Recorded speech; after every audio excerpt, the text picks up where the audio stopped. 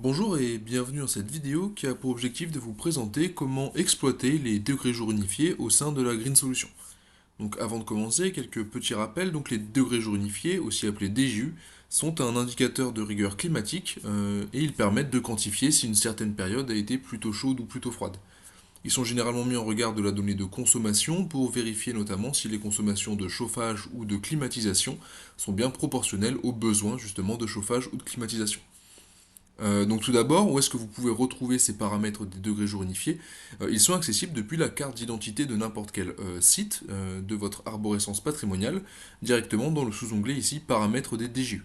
Ici, vous allez pouvoir éventuellement venir modifier les températures de référence de vos degrés jours unifiés. Une fois qu'ils ont été créés, ils vont pouvoir être exploités au sein de la plateforme de différentes manières. La première, et qui est d'ailleurs la plus simple, c'est simplement de venir les ajouter directement au sein d'un graphique. Ici, je vais pouvoir par exemple prendre une courbe combinée et je vais pouvoir directement intégrer les degrés jours unifiés en regard par exemple de la donnée de consommation. Donc ici, je donne un titre à mon graphique, consommation par DJU. En courbe, je vais choisir ici directement le sous-onglet DJU qui se trouve ici et choisir ensuite le degré jour unifié qui m'intéresse. Donc soit de refroidissement, soit de chauffage en fonction de la température justement de référence que vous avez sélectionnée. Ici, je vais prendre les DJU de chauffage à 18 degrés.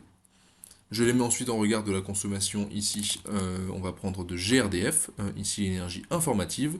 Je choisis une période d'affichage, disons, d'un an avec un pas de temps ici mensuel. Et je peux directement créer mon graphique. Et on va tout de suite voir les degrés jours unifiés qui seront directement et simplement affichés dans ce graphique-là. Ici, on voit donc en histogramme la consommation avec la droite des degrés jours unifiés par-dessus. Donc ça, c'est la première manière de les utiliser. On va pouvoir aussi les exploiter directement au sein des indicateurs pour faire notamment des ratios de kWh par DJU ou même kWh par mètre carré par DJU. Ici, je vais ajouter un indicateur pour montrer justement cet exemple, puisqu'en effet, pour comparer des sites qui ont des localisations complètement différentes, disons un à Marseille et un au Havre, comparer simplement la consommation brute du site n'a pas vraiment de sens puisqu'on a des conditions météo qui sont complètement différentes et donc des besoins de chauffage ou de climatisation qui sont également totalement différents. Donc ici on va pouvoir créer un indicateur en kWh par DJU pour justement exclure l'influence de ces degrés jours unifiés et comparer vraiment ce qui est comparable. Donc ici je vais créer de la même manière un indicateur kWh par DJU en me basant sur la donnée de consommation de gaz par exemple. Ici, je vais intégrer donc la consommation de mon compteur GRDF, toujours l'énergie informative. Je l'ajoute à mon équation et je le divise ensuite par les degrés jours unifiés. Donc où est-ce que je vais pouvoir les trouver? C'est directement dans le sous-onglet données de site et de zone. Ici, je vais pouvoir choisir le site qui m'intéresse, le type de données, donc la degré jour unifié, et ensuite la valeur, encore une fois, c'est choisir le DJU que vous souhaitez. Ici, comme tout à l'heure, DJU de chauffage à 18 degrés. Je l'ajoute directement et j'ai une équation en watt par DJU. Donc ici, je vais simplement finaliser en donnant un titre à mon indicateur. Je choisis l'unité qui m'intéresse, watt par DJU-1. Une fréquence de calcul ici, on va dire tous les jours, avec une donnée ici qui est une somme, puisqu'on est sur une donnée de consommation. Donc c'est cette méthode de groupage qui va nous intéresser.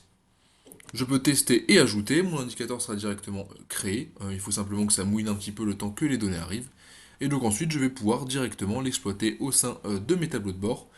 Ici, plutôt que de choisir simplement la donnée de consommation en regard de la donnée de DJU, je vais pouvoir directement choisir ici l'histogramme et directement sélectionner comme donnée ici indicators et venir choisir l'indicateur qui m'intéresse, ici par exemple consommation par DJU.